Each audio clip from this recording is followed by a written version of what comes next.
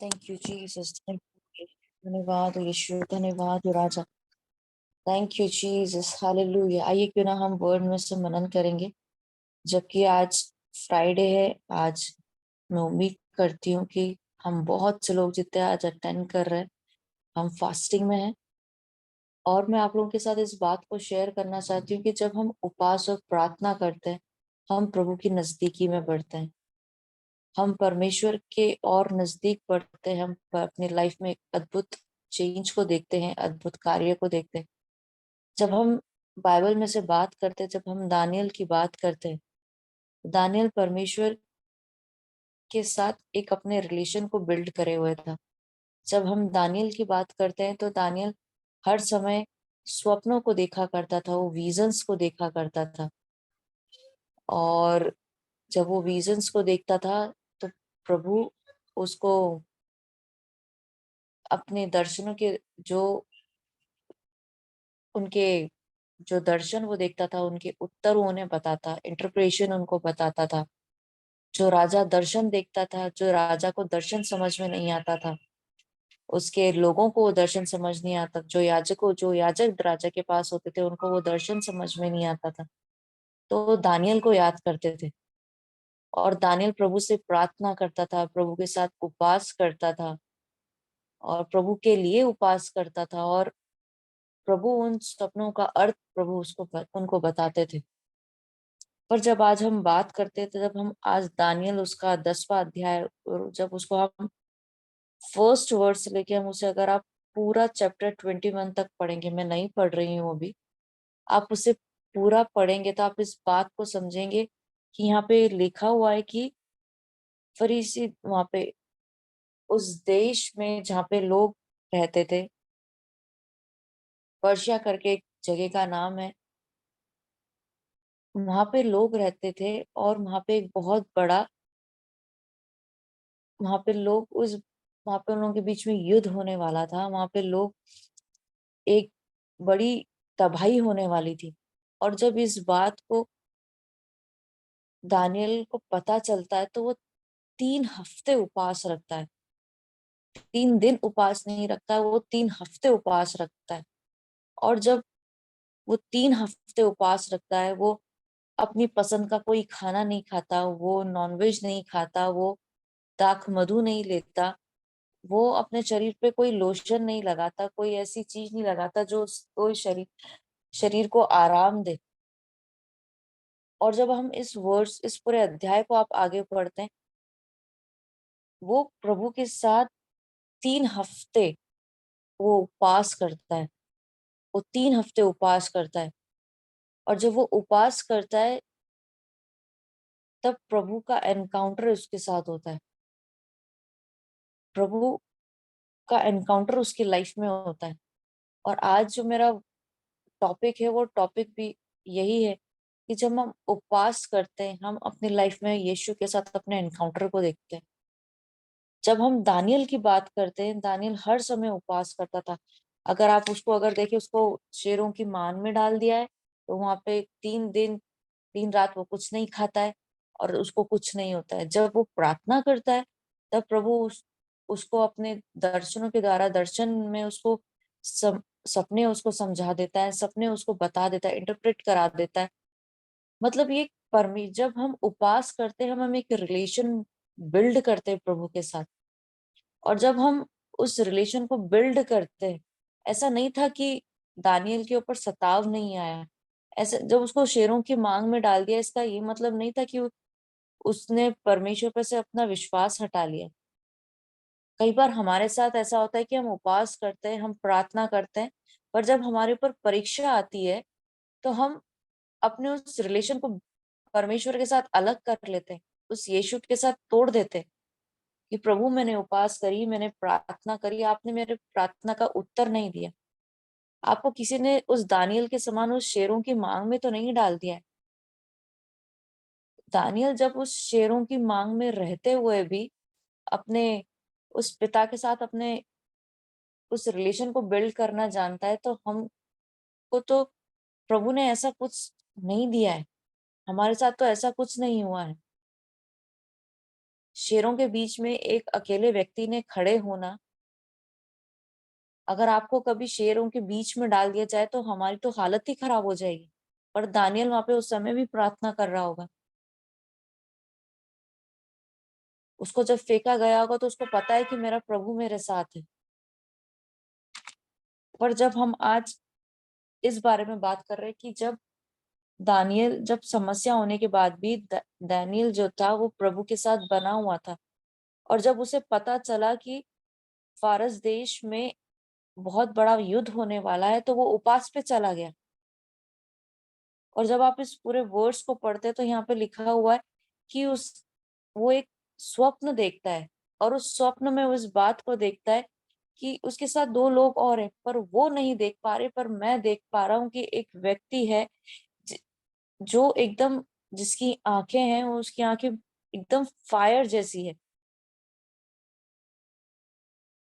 उसके पास, अगर आप उसकी वॉइस जो है वो एकदम एटीट्यूड में बात करने वाली है, उसके पास अधिकार है बात करने का। जब आप इस पूरे वर्स को पढ़ते हैं, आप अगर पढ़ेंगे उसका दानियल का 10 उसका 4 से लेके उसका 9 तक, वहां पे पूरा दिया हुआ गया है कि कैसे उसका एनकाउंटर प्रभु के साथ हुआ। हम कई बार एक दिन का उपवास रखते हैं, हम 3 दिन का उपवास रखते हैं। आइए क्यों ना हम इस बात को सोचे कि प्रभु हम आपके साथ 3 हफ्ते का उपवास रखना चाहते हैं, और प्रभु जी, जो दानियल को प्रभु आपने एनकाउंटर दिया, वो एनकाउंटर प्रभु मुझे मिले। जब हम उपवास और प्रार्थना करते हैं, हमारी लाइफ में प्रभु एनकाउंटर को लेके आता है। अगर हम कई बार हम सिर्फ प्रार्थना इस बात के लिए करते हैं कि प्रभु हमारी ये समस्या सॉल्व हो जाए, प्रभु हमारे ये प्रेयर पॉइंट्स आंसर हो जाए। पर मैं आपको इस बात के लिए उत्साहित करना चाहती हूँ, अगर आप उपवास और प्रार्थना कर रहे हैं, आइए क्यों ना प्रभु से उस जील को मांगे, प्रभु हम उस 3 हफ्ते का उपवास रखना चाहते हैं परमेश्वर पिता, और प्रभु हम आपके एनकाउंटर को चाहते हैं। पता है प्रभु के जितने बड़े बड़े दास है वो 40-40 दिन का उपवास रखते हैं, वो निराहार रहते हैं, वो कुछ नहीं खाते, वो कुछ नहीं खाते। मुझे याद है मैंने एक बार उपवास रखा था, मैंने 3 दिन कंटिन्यूअसली उपवास रखा था। मैंने फास्टिंग की थी, मैंने सुबह शाम 3 दिन, मतलब मैंने कुछ नहीं खाया था। और मैं प्रभु का धन्यवाद देती हूँ कि मैं उस 3 डे एंड नाइट में मैंने प्रभु को धन्यवाद दिया कि प्रभु मैं बिना कुछ खाए प्रभु आपके साथ बनी हुई हूँ। कई बार हम सोचते कि हम कैसे रहेंगे। मैं इसलिए नहीं बता रही हूँ कि मैंने 3 दिन का उपवास रखा है, दिन और रात 3 दिन का उपवास रखा है, इसलिए नहीं बता रही हूँ। हम कर सकते हैं। मैं आपको उत्साहित करना चाहती हूँ कि हम कर सकते हैं फास्टिंग। हम 3 days day and night fasting कर सकते हैं। प्रभु ने इतना स्टेमिना, इतना स्ट्रेंथ हमें दिया है। पता है दानियल जब इस विजन को देख रहा था, उस विजन में देखते ही देखते उसके शरीर में से स्ट्रेंथ चली जाती है, उसके होठ चिपक जाते हैं, क्योंकि उसको पता था जो मेरे सामने खड़ा है उसके सामने मैं सर उठाने के योग्य नहीं हूँ, मैं कुछ बोलने के योग्य नहीं हूँ। कितना अद्भुत था वो जब उस स्वप्न में उस प्रभु के साथ उस एनकाउंटर को फील कर रहा होगा, उस एनकाउंटर में उस प्रभु के साथ बना होगा। वो इस बात को कहता है कि मेरे टखनों में जान नहीं है, मेरे घुटनों में जान नहीं है प्रभु। प्रभु उसको कहते कि तू अपना सिर उठा, तू खड़ा हो। बोलता है प्रभु मेरे होठों, मैं आपके सामने क्या बोलूं, मेरे होठों में कुछ जान नहीं है, मेरे होठ चिपक गए हैं प्रभु, मेरे टखनों में, मेरे घुटनों में जान नहीं है। और प्रभु उसके होठों को छूते उसका मुख खुल जाता है, प्रभु उसके घुटनों को बोलते कि अब तेरे अंदर, मैं बोलता हूँ यीशु, तेरे अंदर स्ट्रेंथ आए, तेरे अंदर वो अद्भुत स्ट्रेंथ आए। और वो बोलता है प्रभु जब आप इस बात को मुझे कहते कि मैं अपने मुखों को खोलूं तो मैं अपने मुखों को खोलूंगा। प्रभु जब आप मेरे को स्ट्रेंथ दे रहे हैं, प्रभु जी आप मुझे सामर्थ्य दे रहे हैं प्रभु, तब मैं खड़ा होऊंगा। अगर आपने दिया है तो प्रभु मैं कैसे चुप बैठ सकता हूँ। हालेलुया। जब हम कई बार उपवास रखते हैं, हम सब इस बात को सोचते हैं हमारा लाइफ की सारी समस्याएं सॉल्व हो जाना चाहिए। आइए क्यों ना हम इस बात को सोचे, प्रभु आज जब मैं उपवास और प्रार्थना कर रहा हूँ प्रभु, जैसे प्रभु आपने दानियल को एनकाउंटर दिया था परमेश्वर पिता, आप प्रभु उससे मिलने आए थे पिता, वैसे प्रभु मैं भी आपसे मिलना चाहता हूँ। हम अपनी उस जील को तो बताएं प्रभु को, भले ही हमने एक दिन का उपवास रखा है, कोई बात नहीं है। जब हम उस ज़ील को अपनी लाइफ में पा लेते हैं ना, तो हम 3 दिन क्या, हम 4 दिन, हम 3 हफ्ते भी उपवास रख सकते हैं। हम क्यों नहीं रख सकते? हम रख सकते हैं। ये शैतान का झूठ है कि हम भूखे नहीं रह सकते। ये शैतान का झूठ है कि हमारे शरीर में कुछ हो जाएगा। पर अगर आप सही में प्रभु से प्यार करने वाले लोग हैं, अगर आप सही में प्रभु के उस एनकाउंटर को अपनी लाइफ में चाहते हैं, अगर आप दानियल के समान उस एनकाउंटर को अपनी लाइफ में चाहते हैं, हमें उपवास और प्रार्थना करने की बहुत आवश्यकता है। और बिना उपवास और प्रार्थना के हम स्पिरिचुअल लाइफ जी नहीं सकते हैं। इस वर्ल्ड में रहते हुए हम इस बात को सोच ही नहीं सकते कि हाँ बस मैं प्रार्थना करूंगा, मैं परमेश्वर का वर्ड पढ़ूंगा और मैं इस संसार की लाइफ को जी लूंगा। पर ये 3 चीजों का कॉम्बिनेशन है। हमें प्रार्थना भी करना है, हमें वर्ड भी पढ़ना है, हमें फास्ट भी करना है। जब हम फास्टिंग में रह के उस प्रभु के सामने प्रार्थना करते हैं, हम परमेश्वर के सामने अपने सिरों को झुका के, अपने आप को नम्र और दीन करके प्रभु के सामने उपवास और प्रार्थना करते हैं, परमेश्वर के वर्ड को पढ़ते हैं, हम अपने आप को स्पिरिचुअली स्ट्रॉन्ग करते हैं। परमेश्वर का अद्भुत कार्य आपकी लाइफ में होता है। परमेश्वर की अद्भुत उपस्थिति, वो स्पिरिचुअल रेल में परमेश्वर पिता उन दरवाजों को खोलता है। वो आपके मनों को जांचने वाला परमेश्वर है, और वो इस बात को जानता है कि हमने उपवास और प्रार्थना और परमेश्वर का वर्ड हम क्यों पढ़ रहे हैं। दानियल को क्या क्या टेंशन था? दानियल को, दानियल अपना बढ़िया खाता पीता, बढ़िया अपना चैन से रहता, उसे क्या जरूरत थी उपवास प्रार्थना करने की? उसे क्या जरूरत थी टेंशन लेने की? उसे जब पता चला कि अब यहाँ पे युद्ध होने वाला है, यहाँ पे अब लोग, युद्ध होने में क्या होता है, लोग एक दूसरे को मारते हैं, उसे क्या क्या लगा था? उसे क्या क्या सोचा होगा उसने कि मैं उपवास और प्रार्थना पे चला जाऊं? उसे अपने लोगों की चिंता थी। उसे अपने लोगों की चिंता थी। उसे अपने राज्य में रहने वाले लोगों की चिंता थी। और पर में जब आप इस पूरे अध्याय को आगे पढ़ते हैं, आप इस अध्याय को जरूर पढ़िए, आपको समझ में आएगा कि दानियल के अंदर उन लोगों की चिंता थी। जब आप और हम प्रार्थना और निवेदन करते हैं, परमेश्वर के सामने उपवास और प्रार्थना करते हैं, जरूरी नहीं है कि हमारे पास सिर्फ हमारे ही प्रेयर पॉइंट्स है, बट सेम टाइम पे हम इस बात को कह सकते हैं, प्रभु हमें लोगों की आत्मा बचानी है। परमेश्वर पिता, प्रभु हम आपके राज्य के लिए, परमेश्वर पिता उन लोगों की आत्माओं को जीतना चाहते हैं प्रभु जी, इसलिए हमने उपवास और प्रार्थना रखी थी। यहाँ पे जब हम इस दानियल के अध्याय को पढ़ते हैं, दानियल इस बात को, वहां पे उसने जब जाना कि उपवास, उसने अपने लिए उपवास और प्रार्थना नहीं करा था, पर उसने उन लोगों के लिए उपवास और प्रार्थना करा था जो जब युद्ध में जो जाने वाले थे, जहाँ पे युद्ध होने वाला था। सिंपल सी बात है, जहाँ पे जब युद्ध होने वाला है, अगर हम पुराने समय में देखते हैं तो वहां पे लोग एक दूसरे को युद्ध के लिए मारते थे, वो एक दूसरे की जान लेते थे। उस समय की बात थी। पर आज जब हम इस बात को समझते, तो यहाँ पे जब इस बात को स्पिरिचुअली समझे, शैतान लोगों को मार खाने के लिए, फाड़ खाने के लिए तैयार बैठा है, और हमें उपवास और प्रार्थना करने की जरूरत है। और जब हम लोगों के लिए उपवास और प्रार्थना करते हैं, प्रभु एनकाउंटर करता है हमारे साथ।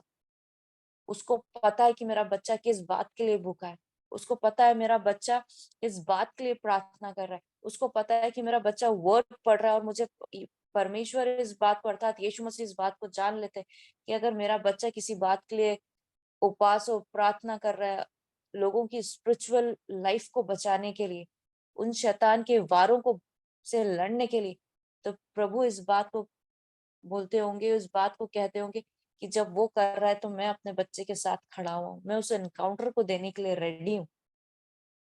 बस बात इतनी है कि हमारा हर समय हृदय क्या बना हुआ है। आप जितनी बार भी दानियल के बारे में पढ़ेंगे, उसने दूसरों के स्वप्नों को बताया, उसने अपनी जान की चिंता नहीं करी।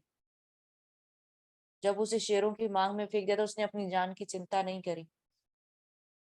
वो इस बात पे टिका हुआ था कि मुझे लोगों के लिए कुछ करना है, मुझे लोगों के लिए प्रार्थना करनी। दो वो इस बात के लिए रेडी नहीं था कि मैं किसी मूर्ति के सामने झुकूंगा, वो किसी बनाई वो उस राजा की बनाई हुई मूर्त के सामने मैं झुकूंगा, वो उस चीज के लिए राजी नहीं था। वो दानियल इस बात को जानता था कि मेरे को परमेश्वर के साथ खड़े रहना भी जरूरी है, और मुझे लोगों के लिए लड़ना भी जरूरी है। ये बात हमें बहुत समझ में आने वाली है कि हमें परमेश्वर के साथ खड़े रहना है, पर सेम टाइम पे हम परमेश्वर में होकर उन लोगों के लिए हमें प्रार्थना और उपवास प्रार्थना करना, परमेश्वर का वर्ड पढ़ना भी जरूरी है। वही हमें स्टेमिना देता है, वही हमें स्ट्रेंथ देता है। और जब हम इन सारी बातों को करते हैं तो प्रभु हमारी लाइफ में अपने दर्शनों के द्वारा हमसे बातचीत करता है। वो अपने एनकाउंटर हमारे साथ करता है। अब जरूर इस वर्ड्स को पढ़ना कि कैसे अद्भुत तरीके से दानियल को प्रभु ने स्वप्न में आके उससे बातचीत करी, उसे स्ट्रेंथ दी, उसके मुख को खोला। मैं आपको इस बात के लिए उत्साहित करना चाहती हूँ कि अपने इस फास्ट, अगर आपको ऐसा लगता है आप फास्ट कर रहे हैं, इस फास्टिंग में आप प्रभु के साथ बने रहें और लोगों के लिए प्रार्थना करें, और प्रभु आपको ऑटोमेटिकली आपके मुखों को छुएगा, आपको छुएगा, आपको स्ट्रेंथ देगा। हालेलुया। आइए क्यों ना हम इस वर्ड को मनन करें, दिन भर मनन करें। आप इस चैप्टर को पढ़िए, बहुत ज्यादा बड़ा नहीं है, सिर्फ इसमें 21 वर्सेस है। इस अध्याय में, 10वें अध्याय में आप इसे पढ़े, आप इस बात को समझे। उपवास और प्रार्थना हमारी लाइफ में एनकाउंटर को लेके आता है, उस जीवते परमेश्वर के साथ हमें एनकाउंटर को लेके आता है। हालेलुया। आइए क्यों ना हम प्रभु को धन्यवाद दें। धन्यवाद हो यीशु, धन्यवाद हो राजा, धन्यवाद हो पिता। प्रभु आज के वर्ड को प्रभु हम आपके हाथों में सौंपते हैं, आज के प्रेयर पॉइंट्स को प्रभु हम आपके हाथों में सौंपते हैं। प्रभु जैसे आप दानियल के साथ मेरे परमेश्वर पिता एनकाउंटर को दिए थे मेरे परमेश्वर पिता, जबकि प्रभु आज जितने लोग परमेश्वर पिता प्रभु ये जील हमारे अंदर आने पाए मेरे राजा, की प्रभु हम आपके साथ उस एनकाउंटर को पाने पाए मेरे राजा। प्रभु हम परमेश्वर पिता उस उपवास और प्रार्थना को और परमेश्वर पिता बढ़ाकर रखने वाले बने मेरे परमेश्वर पिता। प्रभु आप में कोई लिमिटेशंस नहीं है मेरे परमेश्वर पिता। प्रभु आप बहुत परमेश्वर पिता, आप में कोई अंत नहीं है मेरे परमेश्वर पिता। प्रभु आप परमेश्वर पिता, आप परमेश्वर पिता हमसे प्यार करने वाले हैं मेरे राजा। प्रभु आपका कोई एंड नहीं है मेरे परमेश्वर पिता, आपका कोई एंड नहीं है मेरे राजा। तो प्रभु हम इस बात को जानते, प्रभु आप सामर्थ्य देने वाले परमेश्वर है मेरे राजा। और प्रभु आपने जैसे दानियल से बातचीत करी मेरे परमेश्वर पिता, वो एनकाउंटर परमेश्वर पिता हमारी लाइफ में भी होने पाए मेरे राजा। प्रभु जी आज के वर्ड को, आज जितने लोग परमेश्वर पिता इस वर्ड को सुनते हैं मेरे परमेश्वर पिता, उनके लाइफ में एक अद्भुत कार्य होने पाए मेरे परमेश्वर पिता। प्रभु जी हम इस बात को जानते हैं मेरे परमेश्वर पिता कि दानियल जो प्रार्थना और उपवास और प्रार्थना करता था प्रभु वो लोगों के लिए करता था मेरे परमेश्वर पिता। और परमेश्वर पिता आप अपने स्वप्नों के द्वारा उससे बातचीत करते थे मेरे परमेश्वर पिता। प्रभु जी मैं प्रार्थना करती हूँ मेरे परमेश्वर पिता, वही जील प्रभु हमारे अंदर आने पाए मेरे राजा। परमेश्वर पिता हम अपने उपवास के दिनों को बढ़ाने वाले बने मेरे परमेश्वर पिता। सिर्फ प्रभु एक दिन नहीं, 2 दिन नहीं मेरे परमेश्वर पिता। प्रभु जब हम आपसे प्यार करने वाले बनते हैं मेरे परमेश्वर पिता, हम दिनों को नहीं देखते मेरे परमेश्वर पिता। प्रभु जी मैं सारा आदर महिमा प्रभु आपके हाथों में सौंप देती हूँ। आज के पूरे प्रेयर पॉइंट्स को परमेश्वर पिता, जितने लोग जुड़े मेरे परमेश्वर पिता उन सभी को मेरे परमेश्वर पिता हम आपके हाथों में सौंप देते मेरे परमेश्वर पिता। प्रभु आपका अनुग्रह होने पाए, आपकी दया होने पाए मेरे राजा। सारा आदर महिमा प्रभु आपके हाथों में सौंपते। इस प्रार्थना निवेदन को हम यीशु के सामर्थ्य नाम से मांग लेते हैं, आमीन।